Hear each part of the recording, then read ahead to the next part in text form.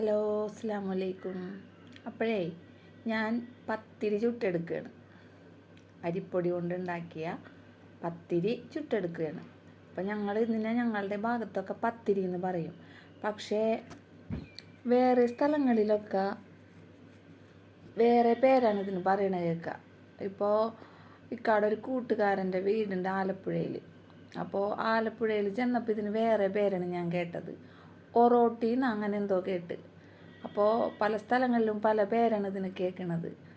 അപ്പോൾ നിങ്ങളുടെ അറിവിൽ നിങ്ങളുടെ ഭാഗത്ത് എന്തെന്നാണ് പറയുക?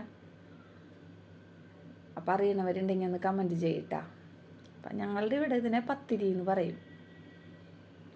പത്തിരി മുട്ടക്കറി, പത്തിരി ചിക്കൻ കറി, പത്തിരി ബീഫ് കറി, അങ്ങനെ പോവും കോമ്പിനേഷൻ. അപ്പോൾ എന്തായാലും ഒന്ന് കമൻറ്റ് ചെയ്യട്ടാ. പിന്നെ എൻ്റെ ചാനൽ എല്ലാവരും ഒന്ന് സബ്സ്ക്രൈബ് ചെയ്യണേ. ഓക്കേ.